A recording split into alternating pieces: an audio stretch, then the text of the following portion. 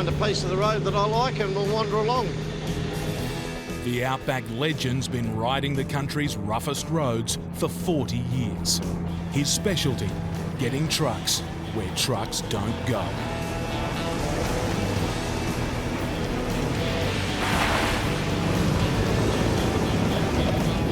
This is seriously bad news.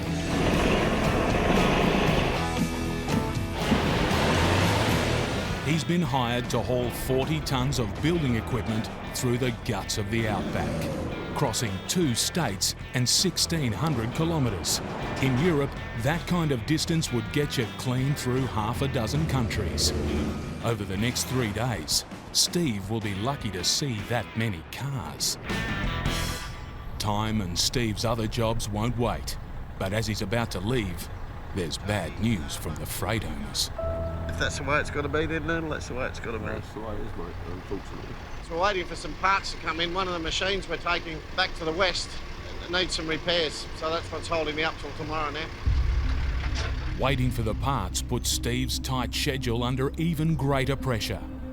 And there's more bad news from the freight owner. Steve's to lose a third of his load.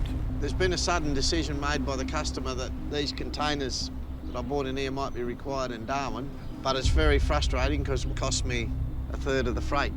Steve's lost time and now money. Dream run, dream run. I'm not feeling like I'm living the dream right now. It's gone back to normal trucking nightmares. Steve Grahame's finally got some good news. The missing parts for one of the machines have arrived. See you, boys.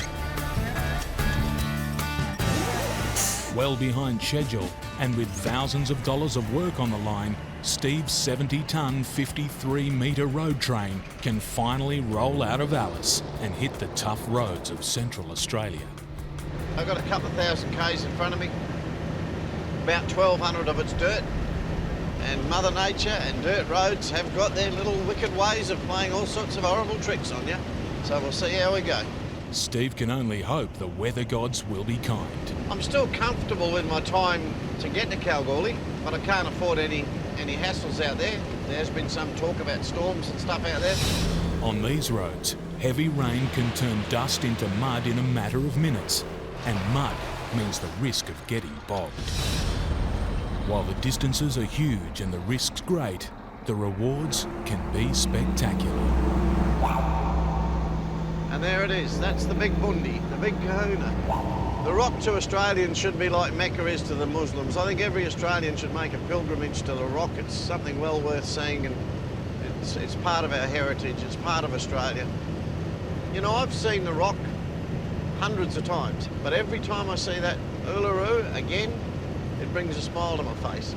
Even for a veteran like Steve, the spectacle of Uluru can be too much of a distraction. Bugger, this is what happens. I get carried away by the rock and I'm about to overshoot my turn-off. I've missed it. There's one thing we do out here with the road train. If you miss a corner with a road train anywhere else, you've got to go around the block. And if you miss your corner with a road train here, you've got to go around the rock.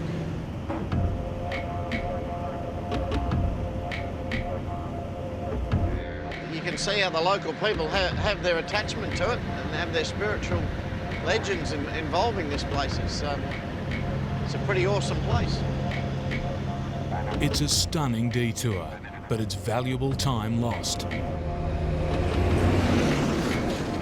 With an awesome sight behind him, there's a dreaded one ahead. There's 1,200 kilometres of dirt in front of me. And it's the old story. Prepare, be ready. If you're not prepared, well, your dramas just get bigger. Steve knows all too well what he's about to face. This Docker River Road was absolute nightmare. The corrugations were bloody horrigations. From now on, supplies for Steve and Teeny the dog will be precious. Want a drink? No, I can't waste it. For the next 1,200 kilometres, there's little water, food or fuel.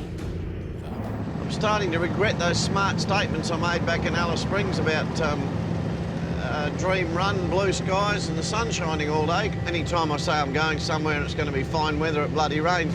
With his schedule already on a knife edge, bad weather could destroy Steve's chances of making the deadline on this job, risking thousands of dollars of other work.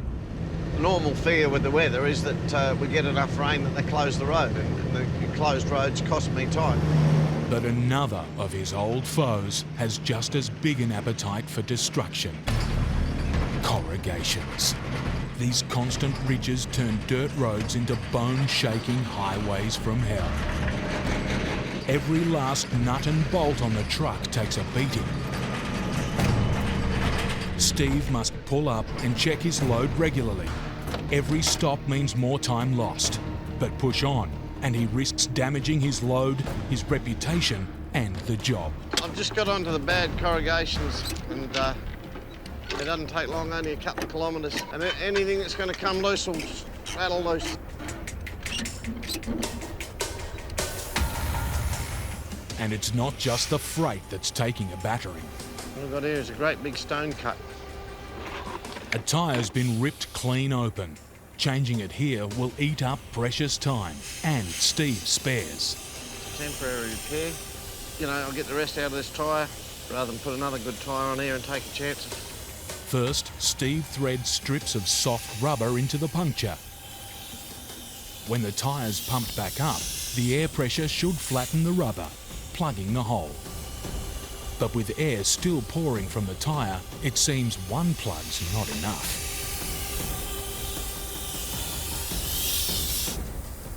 While the tyre's not airtight, Steve's willing to take a gamble. See what I get out of it.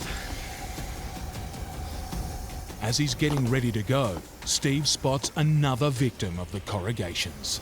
That is a serve yourself right, you know. I meant to tape these plugs yesterday, I didn't, and one's dragged and buggered itself. Steve's kicking himself. He should have taped up the trailer plugs before heading onto the dirt. I know how bad the road can be. I know what the corrugations are like, and I know that you tape your plugs, and I looked at them yesterday and thought I better put some tape on that, and thought, no, she'll be right. He now has no rear lights. Out here, no lights can be deadly. If he's to carry on, he must fix it. Everything got a good shake up back there. Just... Fortunately, I've got a plug. If he can't fix it, he'll have to unhook and turn back for Alice Springs, 400 kilometres away. A delay that could cost him this job and several others. Let's see how good we are. And on. Voila. We have lights. While he has lights, he doesn't have time. It's nearly dark. I've only got an hour or two to go. Steve needs to push on as hard as he can on these rough roads before nightfall. It's amazing what corrugations will do. You don't have to be on the corrugations for long for the little bits of drama to start to set in. Drama is not what Steve needs as he hits one of the most infamous roads in Australia. Well, here we are in the west. We're just across the border. We're on the Great Central Road now. We've come off the Chukaruru Road onto the Great Central Road. The Great Central Road links the west with the heart of Australia. It's 1,100 kilometres of red dirt track, straight through the depths of the Outback. Few truckers dare to make the crossing. Those that do risk life and limb. Some of these cars out here go back as far, model-wise, as the late 40s. Some of them just perished out here for the want of a bit of petrol or a tyre. Suddenly, in the middle of nowhere, the latest victim of the Great Central Road. I'll pull up here and see what's happening. Just metres away, the same model van is an eerie sight. But this broken-down tourist is lucky. A rare passing vehicle was able to help. My wife has gone to town to see if she could get a tow truck driver to come and pick me up. With help on its way, Steve can move on. No worries. Thank you very much. We'll leave you to it. Good on you. The $800 towing bill will be worth every cent.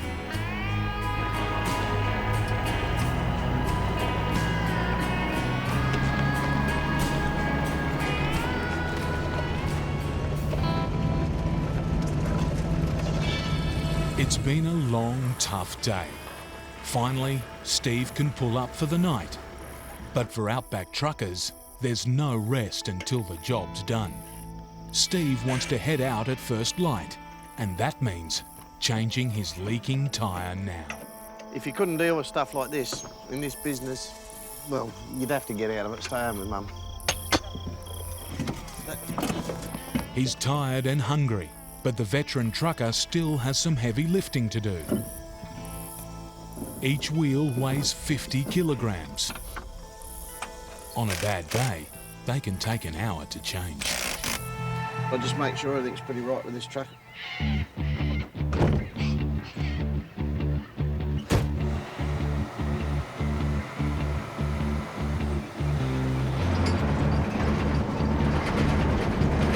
While Steve wants to sprint to the finish line, he still has 300 kilometres of dirt to go. I've got to keep one eye on things because there's little traps just ready to get you at a minute's notice. And it's pretty lonely country out here. And the corrugations are back.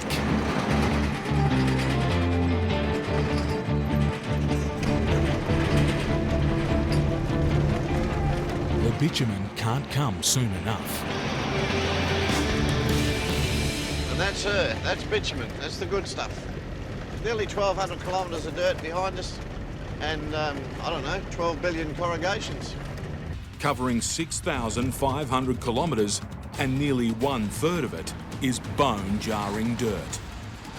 So let's go, we'll get into it. Right, we're fueled up. Everything looks all right. We're on the road with this load. We're going Outback trucking, anything can happen. This early in a journey, Steve should be feeling good about his truck, but a recent repair is playing on his mind. I had a bolt break in the belly tank in one of my trailer fuel tanks. I've replaced that. I've just got to keep an eye on that. That fuel tank may have a bit of a leak in it, and I certainly don't want to run out of fuel out in the middle of the desert.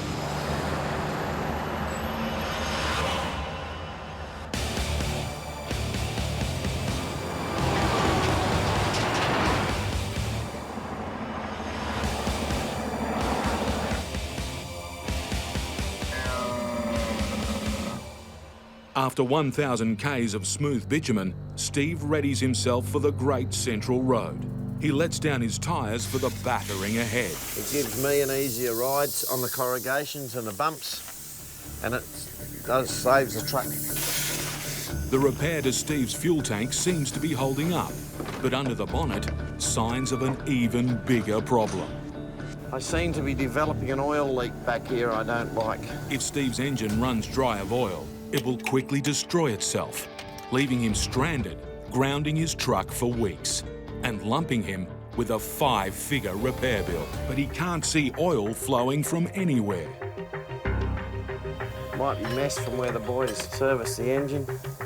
Steve hopes it's just spillage from a recent oil change. Yep.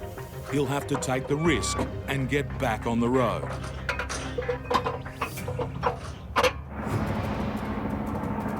And I'm going to try for about 400 k's tonight. That'll get me out past Chuckarula. Steve can't have any more delays if he wants to make the 9-day deadline for his next job.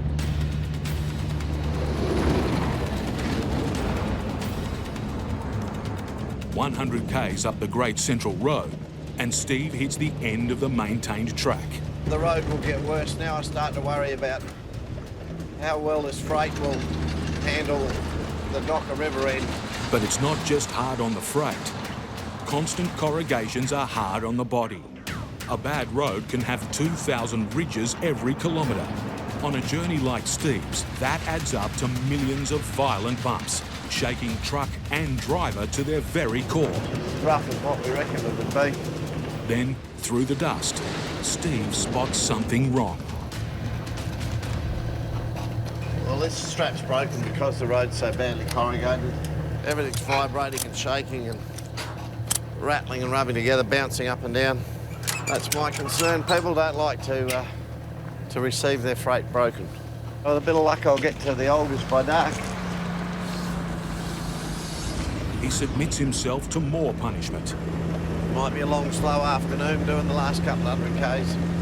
That's Outback trucking, I suppose. You get it good, then you get it bad.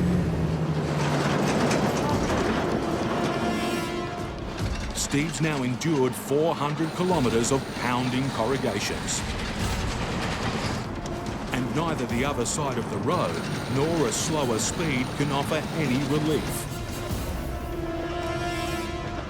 The sun's almost gone.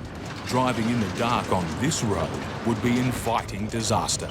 I'll just pull up and keep going in the morning.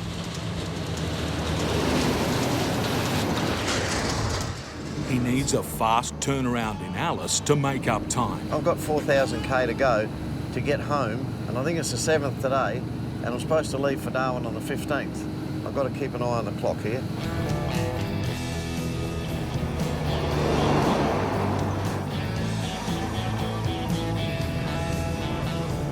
Well, there's the McDonnell Ranges. I'm just about to get into Alice Springs now and get into the yard. It's good to get here and hand it over to someone else. But any relief is short-lived. Only 2 workers are available to unload Steve's truck.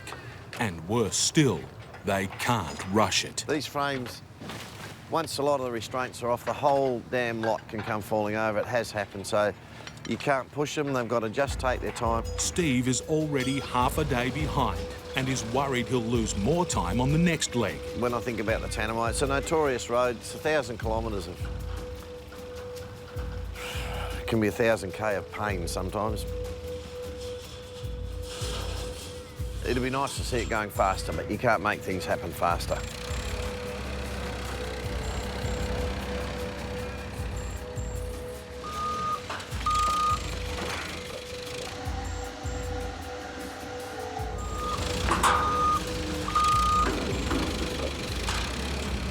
This is going a lot slower than what I thought. Try as he might, Steve's losing the race against the clock. I can't make it go faster. And I wonder what's happening now. We might be going for smoko. It's a standstill. Steve, Teeny and the next load are going nowhere. The countdown is on. Inside the container, household furniture. For Steve, it's a red flag. Furniture and the Tanami is definitely not a good combination. If it's not packed properly, he'll be delivering a container of firewood. Thank you very much. I appreciate your help. Thank you very much, too. With one last push, Steve and Teeny are ready to roll out. It's good to be on the road again. It's a smooth start for the next leg. But it doesn't last long. Well, this is it. We're on the Tanami proper now. And already I can feel those little corrugations pounding into me, just letting me know that we're here. Steve is still nursing the bruises from the Great Central Road. Now it's the Tanami's turn to shake truck and trucker to their very core. Poking away at it. On the horizon, another hazard looms. I'm looking at that fire and I'm wondering whether it's going to be close to the road when I get there or not. It's tinder dry out there, and bushfires can move faster than a truck. Steve's hoping the bolt he fixed on his fuel tank is holding. A flammable leak now would be a disaster. If it's close to the road, when I get close to it, I will stop and see if I've got no leaking belly tanks or fuel tanks dribbling with paste to check things like that. But only a few kilometres down the road, Steve gets pulled over by a passing mate. Yeah, roger, mate. I'm just coming up the top of a hill now, so I'll see you in a second. That's, someone just come out of Balgo. They want me to take something back.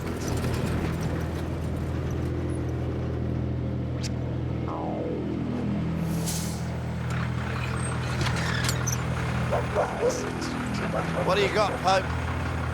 20 of unleaded, but I forgot to give it to him. Well, it goes sideways in the toolbox and it won't leak. This would be the worst freight. I'd rather someone gave me an atomic bomb to cart in there than petrol. So what could possibly go wrong? Just what Steve needs. More fuel in bushfire country. Good drive. Don't change gears yet. Well, I'll be blowed. That's a grader up there. That's a sight for sore eyes. I like graders. The grader has smoothed the section of road ahead. How far are you done, mate?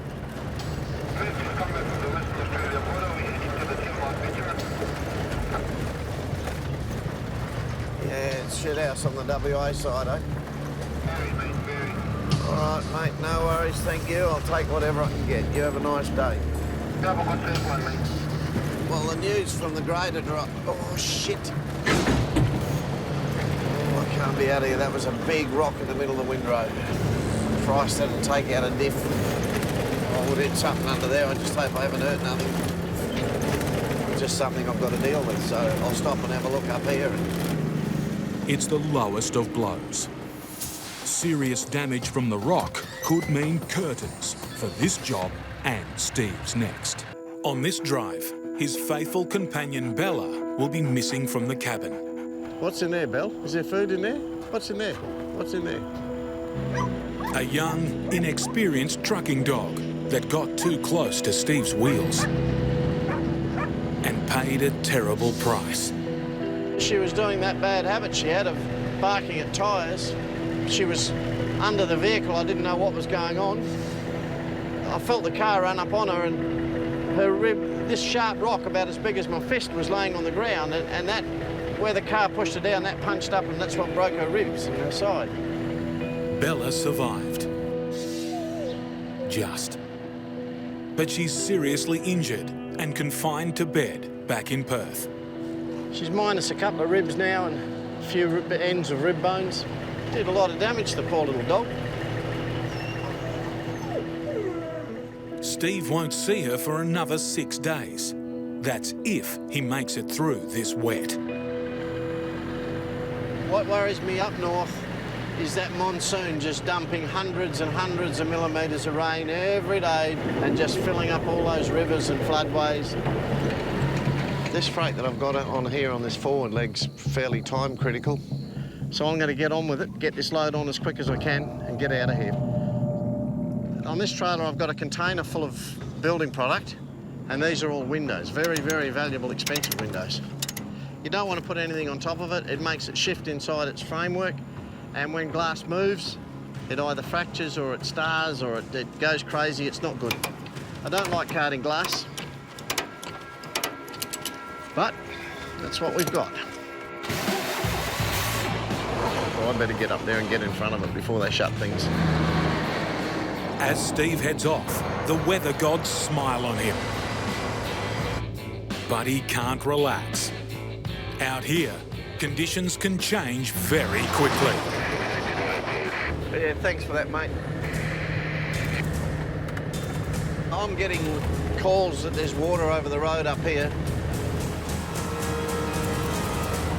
You don't want to hit it at 100 kilometres an hour and start skating everywhere. It could be much more of the same.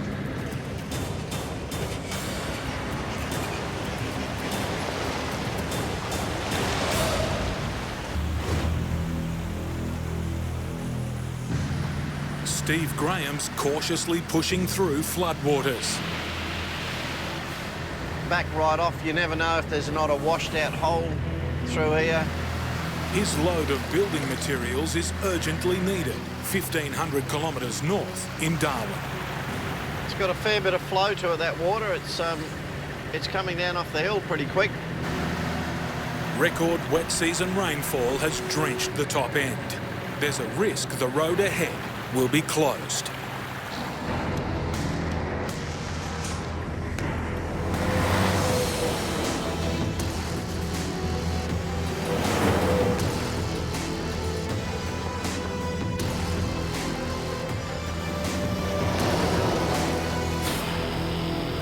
A bloke's been a steering wheel attendant for 2 days now, and I'm starting to lose it. My bonnet rope that I pull the bonnet up with to check the oil, I forgot to take it off the bull bar this morning. When it first came up over the edge of the bug deflector, I thought it was a bloody snake. There was a snake under the truck last night when I walked out to get some gear out. There was a python under the truck. All around him, signs of the big wet.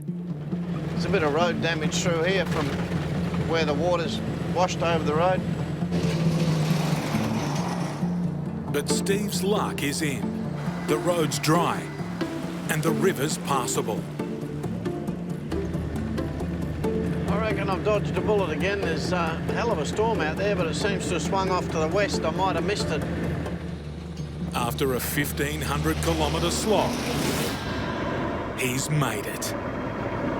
With the wet season still threatening, I don't want to hang around in Darwin. he needs a quick turnaround or risk being stuck on his home run. I want to head south and west. The more west and the further south I get, the more water I'm leaving behind me. Straight away, the monsoon threatens. She's a bit wet out there. The visibility is not too good. You just back it off a bit. I hate driving in heavy rain. Driving rain is scary. It's just not worth roaring along at 100 when it's like this. It's bloody silly.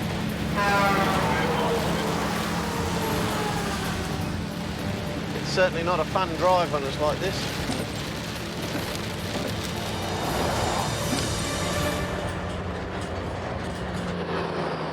He's made it through. 300 kilometres to the small town of Catherine to pick up more freight. Sort that out this afternoon, we'll be good. But then, The road's closed here. The low-level crossing's underwater. making matters worse, there's no room here for a road train to turn around. Usually you can go around the block or around the rock or whatever. Steve has no choice but to try an unknown driveway.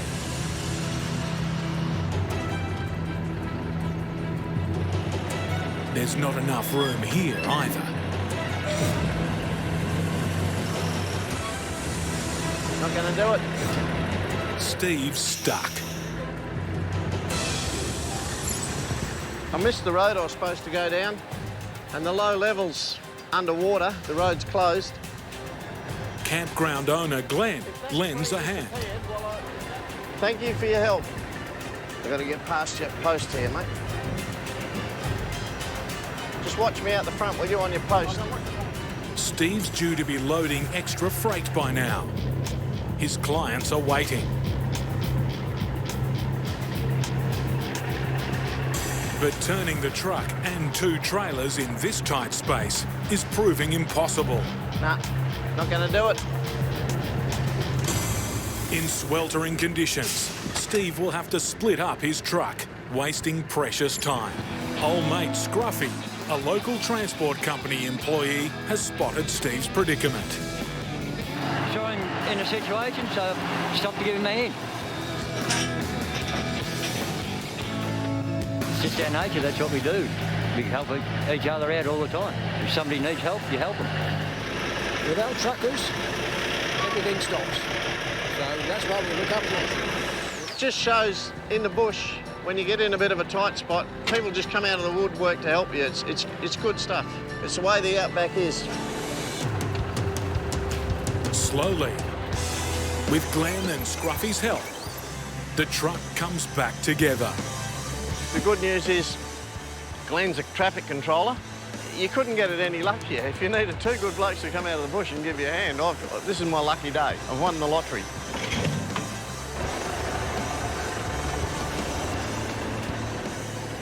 Beautiful. Well, I can't thank you for your help enough, Scruffy. You know what it's like.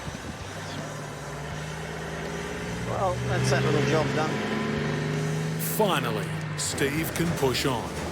That's Outback trucking. Sometimes things that look really bad turn good just because a couple of good blokes come along.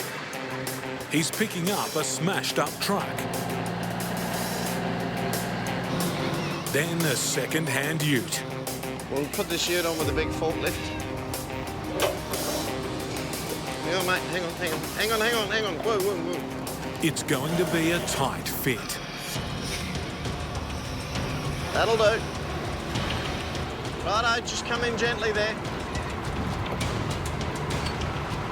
Up. Whoa, mate. Side shift a bit that way. Steve Grahame Yep, just gently.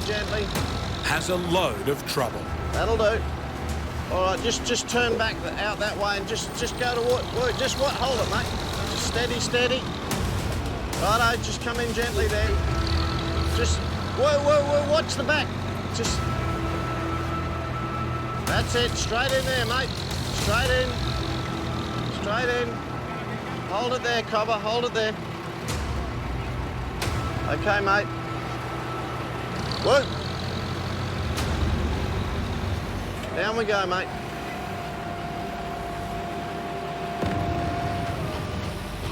Finally, the ute's down. Beautiful. And so is Steve's blood pressure.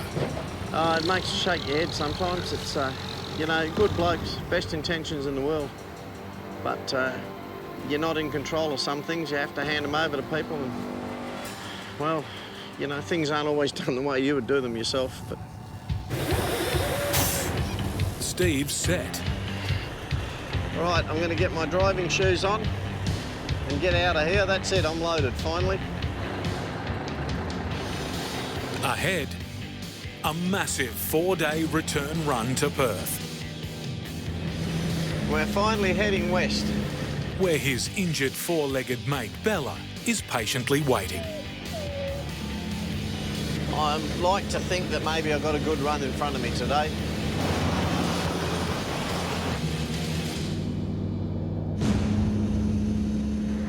I've got a low water level light showing. Bugger it. I need to pull up pretty quick and find out what's going on. It's serious, I don't know. I'll have to stop and find out.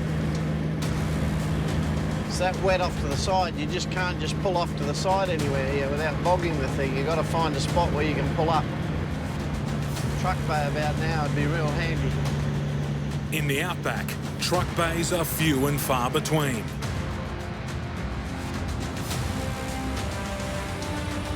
It's 10 kilometres of torture. 500 metres, that's me. Before Steve can finally pull up.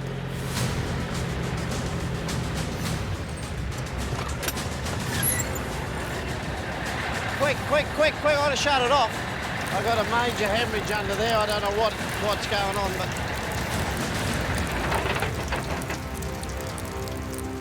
it's not good, whatever it is. Not good at all. Still 3,600 kilometres from home. It's a buggered water pump. Bugger it. Bugger it. Steve's stranded. It's the first time I've had one go with no warning. Bugger it. You usually get a bit of leakage out of these water pumps before they actually let go. But this one's let go. I'll pull my road train in there, get the sat phone out, and get a water pump on the road.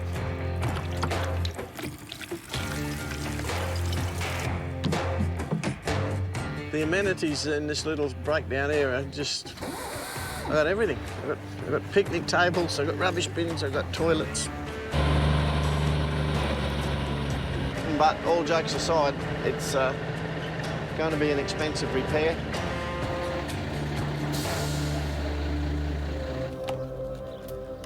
Steve's staring at one lost day, possibly two, while he waits for a new water pump to be sent from Darwin, 400 kilometres away. That's good, because my mate's going to pick it up, he's waiting for it, and he'll head on out. It's a stoppage that could prove more expensive than just the truck repair bill. He'll have it in Alice shortly. Not Alice, sorry, Catherine. Sorry, mate, I'm getting stressed.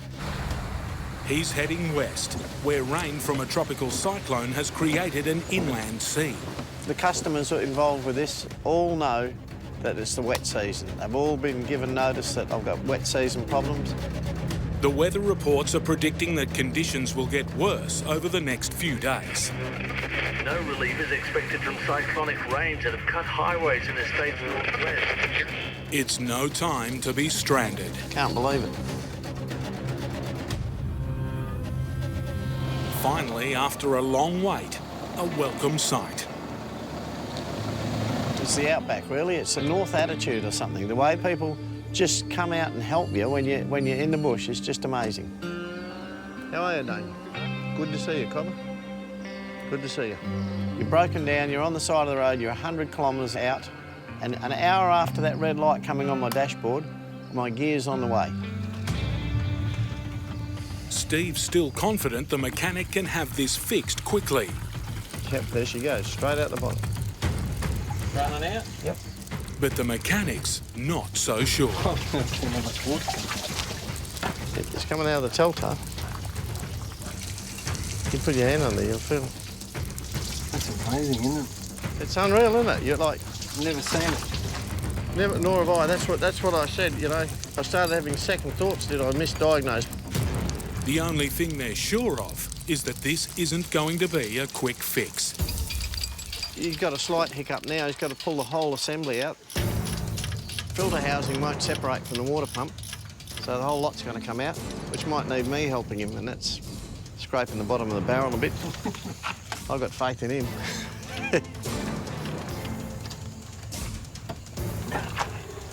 There we go. You've done well, mate. You've done fucking well. Beautiful, isn't it? Next problem is detaching the water pump from its housing. Just get that housing off.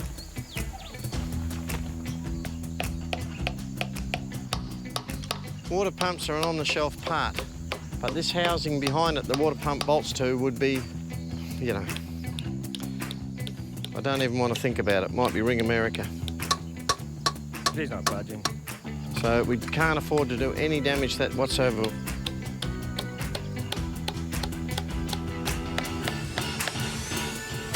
Gonna pop back in. It's rubber. Whatever it is, it's rubber. It's gasket cement or something. It's rolled over the edge, mate. That water pump should just pull off the housing, but it just hasn't. There's a bit of rubber, a bit of gasket cement or something in there has gone over the edge of the sleeve and is hanging onto it.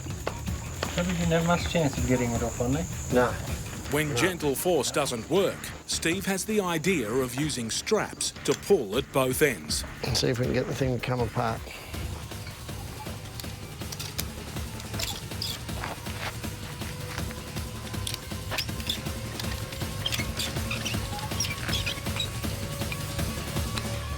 But it's not budging. Same as he's always been. No more. The only way to get it out's melt it out. So the jobs grow, and all these jobs grow. You can do without this. The costs that are involved in all of this really chew into, you know, what would have been a nice run home. We got a big problem pulling this apart. Damien's going to have to take it back to town where he's got oxy, and that hurts me. Might hurt him too. He's probably got a lot of other jobs to get to, but I'll sit here with the gear tonight, and hopefully he turns up in the morning. He can't leave me on the side of the road to die, so he is going to come back. I probably would have enjoyed a nice cold beer tonight, but my fridge has been off while we've had the alternator off, so that's probably gone by the wayside too. Today has not been a good one. It was spooking me a bit yesterday when he was encountering the problems pulling it apart. You know, he hadn't struck that before with one of those pumps, and nor had I hadn't seen it, so yeah, that worries you a bit. But looking at what he's brought out this morning and putting together, it all looks good now. Have you ever played that game Tetris? This is about what I'm trying to get here. It's always a bastard of a thing to get in there. It's always a bit scary when you're doing them at the roadside. You just can't turn around and grab consumables off the shelf. We're -1 gasket here. I'll just find the old breakfast cereal box, I think, make a gasket out of it. Nutrigrain.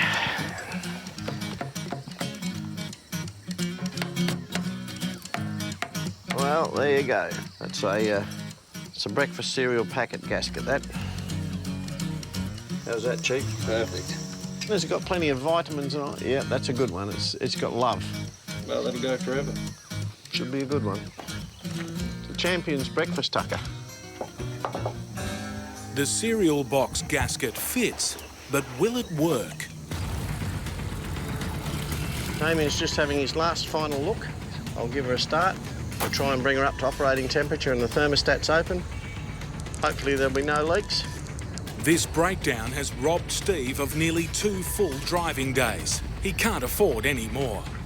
Fingers crossed, Outback trucking. good.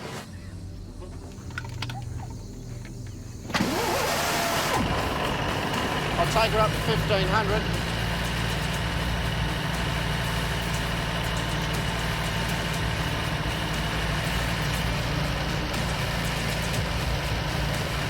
I believe the thermostat's opened. It's come up to 70 degrees. Sitting in here, it appears to have gone to plan. I'll go outside and have a look, see if anything's coming out the bottom. Hopefully it's good.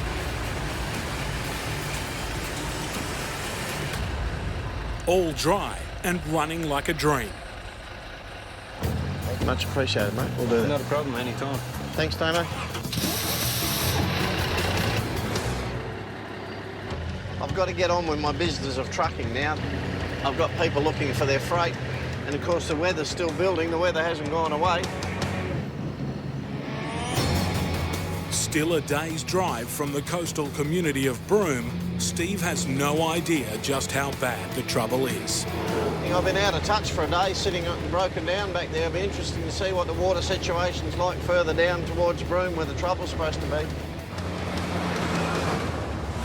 The deluge from a tropical cyclone has caused havoc. This isn't the sea. It's a highway. And Steve's heading straight for it. A brush with authorities is the last thing he needs. There's aspects of it they may not like. There's some road dirt on one of the vehicles, and that second-hand pipe on the back trailer might raise some eyebrows, but I'll find out when I get down here. I'm just coming up to it now. That was a stress yawn. These are necessary stops, but always nervous ones for truckers. How are you? If I haven't got any done, I'll have to do it.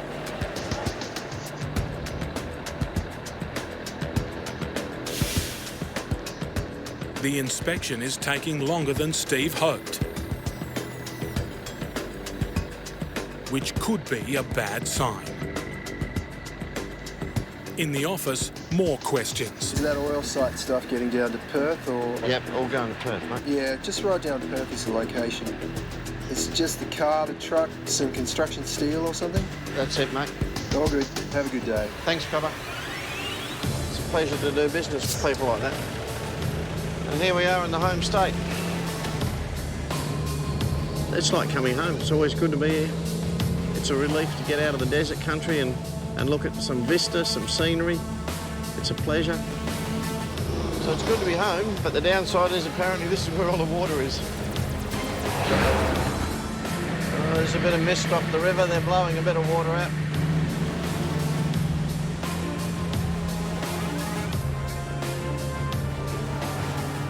Steve knows this road well, and he's seeing signs of trouble up ahead. Oh, the river's pretty swollen down here. There's a lot of water in it down here. You're getting king tide. It's not far down there to the ocean. It blocks all that water, and it runs back, and all this country here, out here, goes underwater. Water on the roadside. Water in the sky. It's also looking ominous down here to the west. My old leg's been giving me a bit of curry. That's where the damage is to the road, is down there to the west. And I don't know how much rain it would take to wash this out again, but the country's all wet. It's all very soft out there. You wouldn't want to be out there.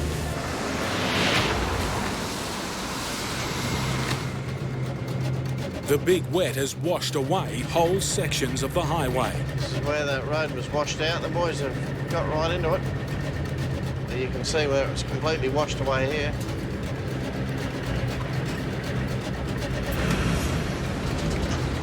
That water must have been roaring through here to rip all this out. It must have been a hell of a flow. And as you can see, it ripped it out for a fair way. You can see what's left of the water out there, and you can see where it roared across there. You wouldn't have wanted to be here on the road when it came through. That's that little obstacle out of the way. Steve's been warned it'll be a different story as he approaches the coast. My old knee's telling me I'm going to hit some rain really, really soon. This is starting to look pretty nasty, this thing up in front. This could be swirling its way up into being one of those big supercells. A lot of energy in there, a lot of horsepower. It's scary to say the least, looking at that stuff off the edge of it. I've seen these things out Millenjetty way and that, and just blew a little place to pieces where we were once. And it's like driving up to a wall. I just hope it's not an absolute wall of water that I can't see through. My knee, it's saying rain, 2 kilometres. How are you, mate? Yeah, not bad. Where's all this water come from? The shower this afternoon? Unreal, eh? Water on the road is one thing. Washouts, where the current has hollowed out under the road surface, are more worrying. See, there's bits broken away there. That's why I'm just going steady. I'm in it. This is a slightly deeper hole. Just line up the middle of the road and idle through these ones. This is a bit deeper, definitely. Oh, and see, a bit just broke away underneath me there. The road's cracked away there. She's gone. The road base is soft. The road base is rotten underneath this road.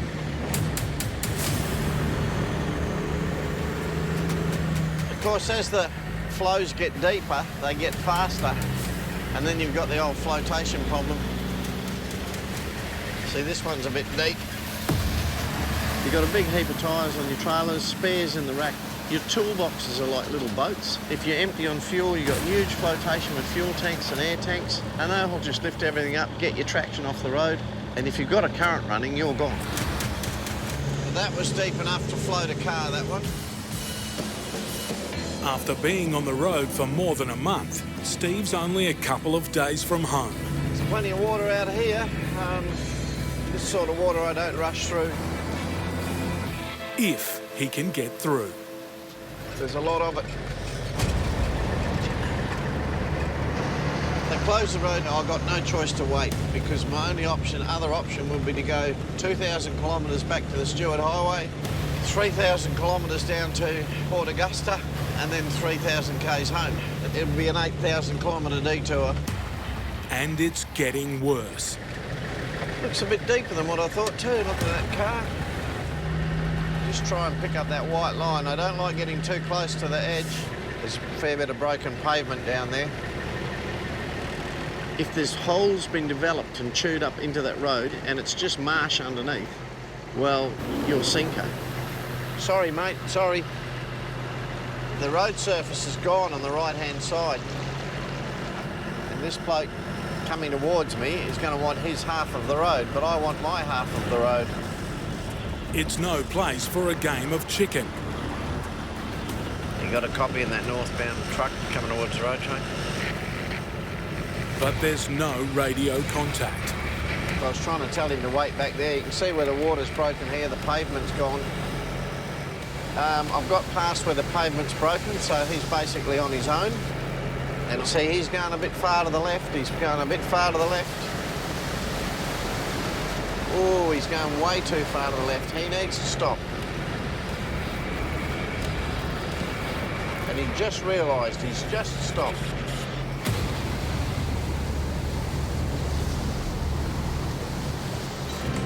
"6,000 kilometres behind the wheel, and Steve is finally through the worst.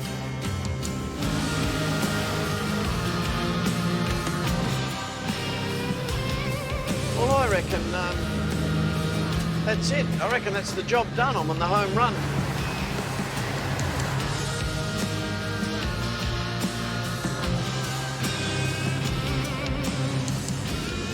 Homeward bound to reunite with his faithful hound.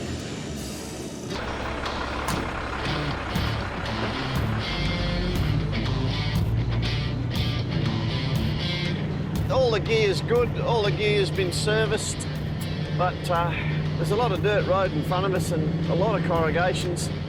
If there's something that's weak or wants to break, they'll bring it undone. Things will come undone. With a second trailer hooked up, Steve officially becomes a road train. And if there's one thing road trains love, it's fuel. Lots of it. So we'll be putting in about, $1,600, $800 or $900 aside. And we'll chew that up today. Steve is an owner-operator, and keeping a truck moving is a high-stakes, high-risk business. He's calculated on this trip, he'll burn a litre of fuel per kilometre. Get it wrong, and he could pay a high price. Outside Perth, Steve Grahame's journey is just underway. He's due to deliver 40 tonnes of housing frames to Alice Springs in just a couple of days' time. But he's already worrying about his tight deadline. I've got to be really quick because we've got these super-sized loads over there waiting to get through to Bindi Bindi, so I've just got to check my load quickly and get moving. You give me 5 minutes? He's desperate to stay in front of two slow-moving dump trucks, but there's another problem coming up from behind.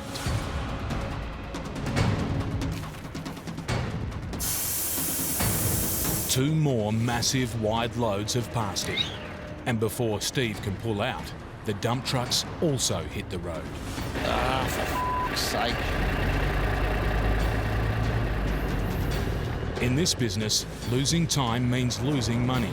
Steve needs to get by the rolling roadblocks. Just got to focus on what's going on here. I'm in the hands now of a traffic warden up there. He's in luck. The monster trucks pull over to let traffic by. Dealing with all these wide loads is putting me way back. It's half a day. That's what it's costing me.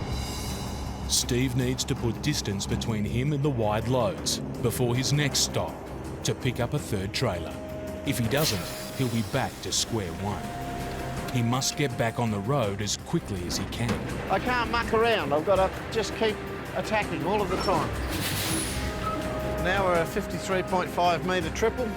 But as Steve's getting ready to go, the wide boys are back. He'll have to pass them all over again. Now with 3 trailers, Steve's rig is as heavy as a 737 jet and longer than an Olympic-sized swimming pool.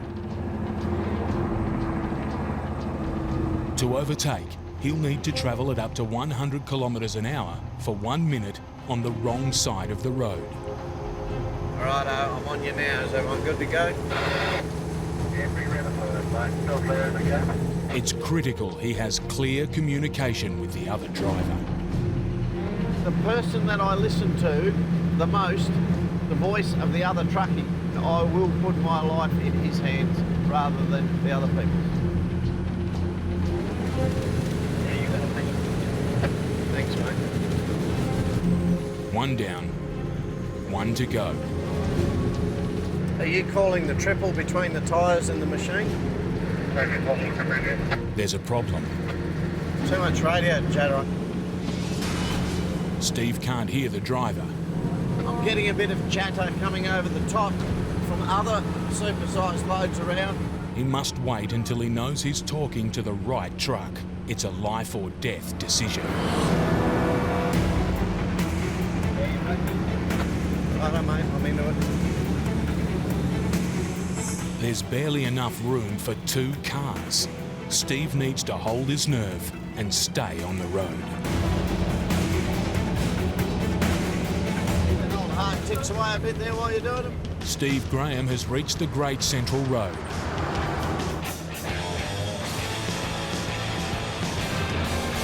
The biggest hazard are corrugations, regular bumps in the road caused by traffic. They may look smooth from a distance, but get up close and they're a real truck killer. Do you hate them? Yes. Will you still hate them when you retire, Steve? Yes. Corrugations are the bane of my life. I hate them because they wear me out, sitting there bouncing me around, knocking me to bits. I don't like corrugations. And they knock the freight around and they make me go slower, and I've got to stop and fix things all the time. I haven't got a lot of good to say about corrugations. Righto, we'll go. To protect his truck and the freight, Steve needs to reduce the impact. Either get up to a moderate speed where you're skating across the top of them, without doing too much damage. Or down the first gear, the really, really big ones, and just put up with them. Just spend all day just climbing up and down it, basically. Teeny doesn't like them much either, do you, Teeny? Get it wrong, and he could be joining an Outback graveyard. There's a lot of dead ones on the side of the road. Oh, look, there's another one that didn't make it. Another one that didn't make it.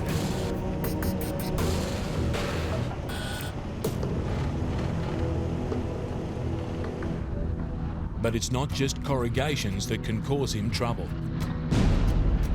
There are more than 1 million wild camels in the Outback, and an adult bull can weigh in at more than 700 kilos. You sort of don't get much warning, and they will do some damage to the bloody truck if you hit them. Once one came out and he sort of propped and went back, but his head was far enough out it smashed the air clean off the side of the truck and he spun around. And the poor old fellow was in a bit of a bad way. I had to shoot that bloke. He had a broken jaw and he wasn't good. Suddenly, out of the scrub,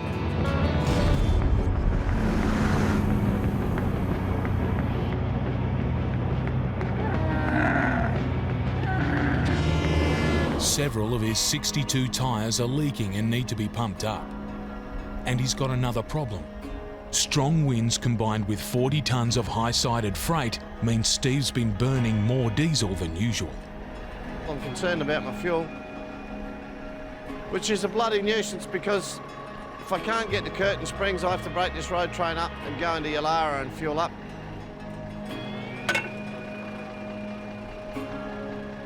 There's not much bloody fuel in there. It's only just enough to get me into 35 k's will do it. To make matters worse, his tyres aren't inflating. There's something wrong with the truck's air pressure system. The fault's in a valve that controls the cab suspension. Ah, for f***ing sake. After 3 hard days, it's the last straw.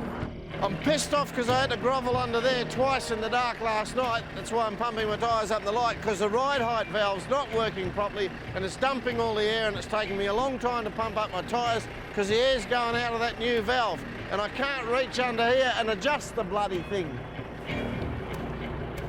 As I should be able to shift that right and make the f***ing cab go up at the ride level and shut the air off, but it's not. It's dumping out to atmosphere underneath the truck instead of going into my tyres. And it's annoying me. And once again, it's time bleeding away from me. I should be 40 kilometres down the road now and fueled up, and I'm wasting time here doing this. The fault's affecting nearly every part of his truck. Air brakes, air gear shift, air assisted, lots of things. Nothing happens. Without air, we don't move. Finally, he's made it, but this stop is going to be painful. $2.11 a litre. Putting fuel in at that price, when that happens, that does hurt you. 470 litres, $1,000. I've got to pay for it, shed a tear, buy something bad for me like chips or something.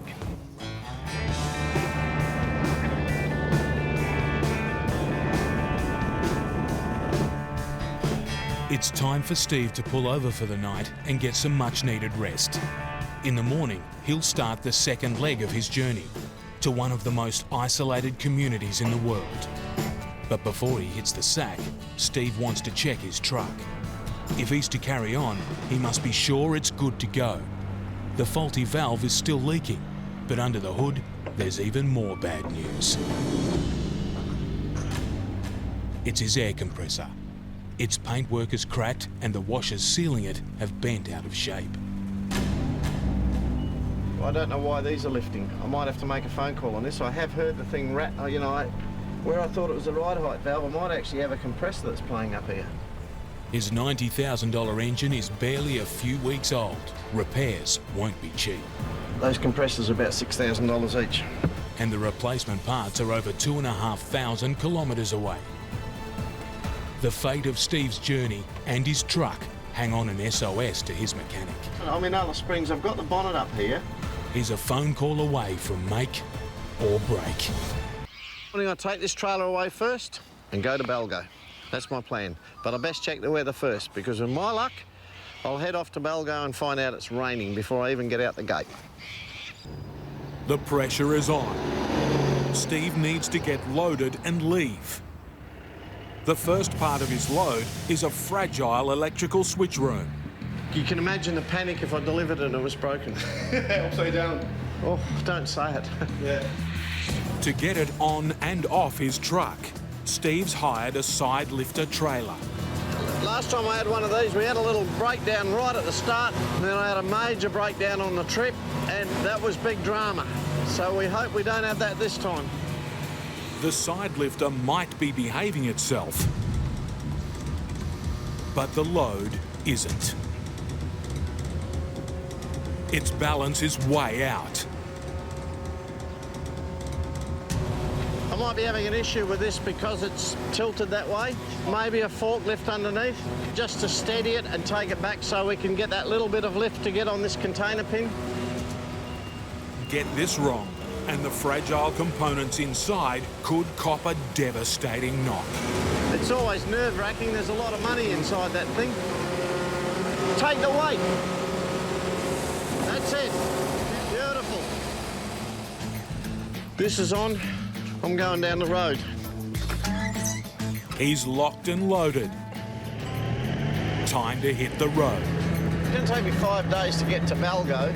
Every day that passes brings me closer to serious rain.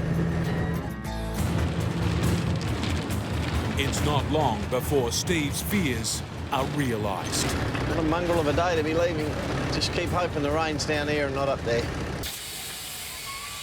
I've got to split this road train up to get access into the yard. The yard is too small to get a triple in. He's already late. And splitting up his road train cost Steve another hour. And now he's wondering if it was a waste of time. Oh, I've got a very strong feeling they would have loaded me through the gate with a triple and I would have turned around here. I'll go and find out what's going on.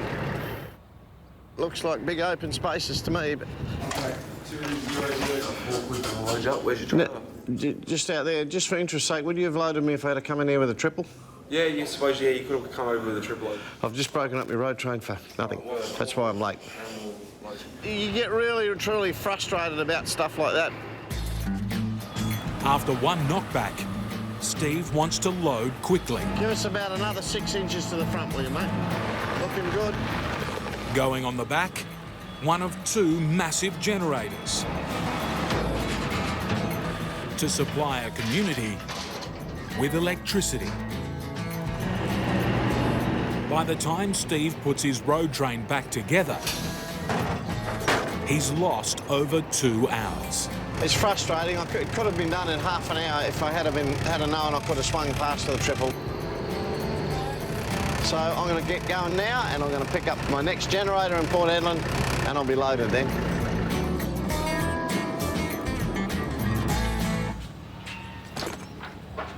Hello. Now, will you load me out the front there? Yep, I'll let the front end know. Excellent. This time he's in luck. He can keep his trailers joined up. It's not like the fiasco this morning where I actually broke the road train up. I'm coming here with a triple and loading. But only once the crane arrives to load.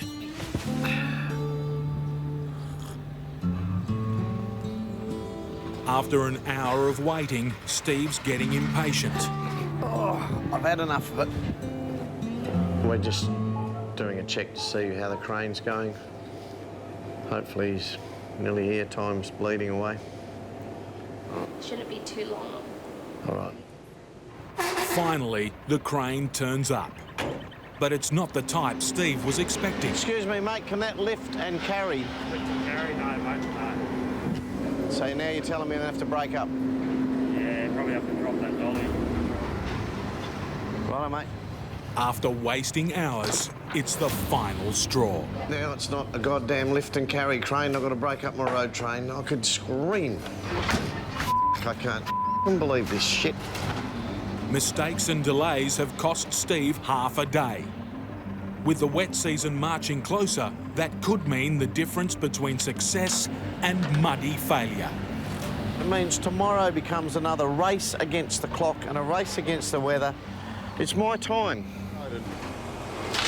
7 days later, I'll have my load on. All that's left now is to deliver this power station. 1,450 kilometres of harsh outback still stands in the way. Just on the horizon, I can see red dust building. It's almost like there's weather coming in. This part of Australia is notorious for its extreme climate. I'm in the proper Pilbara hot now. It's hot. It's about 45 degrees out there, maybe. Everything in this truck is running hot. My gearbox is running on 130 degrees Celsius today. The punishing heat is pushing Steve's 20-year-old truck to the limit. If I hurry too much, I will do wheel bearings and tyres, then I'll lose the time changing them. So I'll just drop the speed back when it's very hot. After a brutal stretch, Steve wants to check his gear. Right away, it's not looking good. I've seen this on the ground. That's a seal out of a hubcap. And now I've got a major bloody drama. This is a major drama. This is not good. A failed wheel bearing could spell serious trouble. This can develop into a dangerous situation. If you don't get this at this point, and it is a bearing that's collapsing, it collapses, runs red hot, catches fire, you burn your trailer and all this stuff to the ground, and or the wheel falls off, can fall off, and go wandering out into the bush. And I'm going to get a jack under that and see what the hell's going on there. What frustrates me is the clock's really ticking now, but I've got no choice but fix this, and it's where I get really annoyed. If Steve's bearings are shot, the wheel will be loose. There's no play in that. For the first time on this run, Steve has caught a break. The wheel bearing is intact. But to keep it that way, he needs to replace the broken hubcap. Cap there, that's the cap. That's what's left. That's where that lives. It's a good thing we're not on the dirt. That'll do her, I reckon. Steve's about to get going when he spots another problem. Looks like it's got some sort of fluid coming out of it, that genset. I'm hoping it's diesel. I think it's diesel, which is spraying back all over the crane. I noticed a bit of dampness, but I didn't realise I had a major leak. More mechanical problems and more delays are the last thing he needs. I can see a lot of fuel on the top of it, but the tank's supposed to be sealed. The generator is urgently needed in Balgo. If it's not working, it would be a disaster for the isolated community. I would like the customer to be happy with this thing before I take it out there. I'll ring them, it's their call.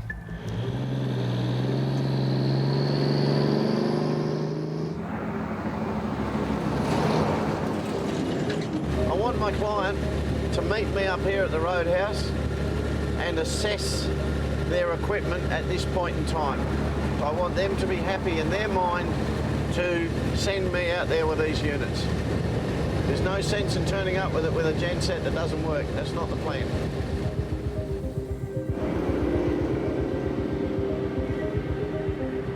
At a remote roadhouse 900 kilometres from Balgo, the client is waiting.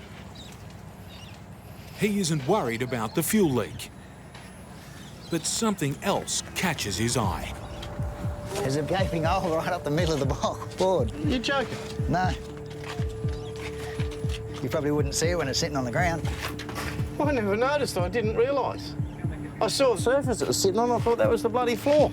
I'm sure we're getting sucking dirt all the way. You come and have a look at this. I don't know if I want to have a look. Steve has driven over 2,000 kilometres with a missing floor. See, you never would have picked it that there was no floor when I loaded the thing. I mean, I'm walking around on it thinking, oh, that's good, that's smart, you know, like... The switchboard is undamaged, but it won't stay that way if it remains open to the elements. All the dust off the road train's just going to billow up in here and just fill this whole thing up with dust. bugger all these switches. Something. You wouldn't think they'd let a board go like this if we get that sort of... The switch room needs a floor if it's to survive the Tanami. What's the best way here? Plastic, you reckon? A couple of sheets of timber would do it. This is a few hours, isn't it? Oh, shit, yeah. It's time Steve doesn't have. This has cost us today. I can't take this unit out there with a great open floor space. That switchboard won't be worth sixpence when it gets out there. The repairs mean a detour to the client's yard, a 60-kilometre round trip, and an anxious wait, watching the clock and the sky. Well, that's a drastic change of plan. Instead of heading east towards the Tanami, I'm now heading west into Broome. If the rains come now and close the Tanami Road, Steve's vital trip to Balgo is a bust, leaving him out of pocket and the township without a crucial power station. If I miss getting on that road by one day, that's the massive, massive consequences.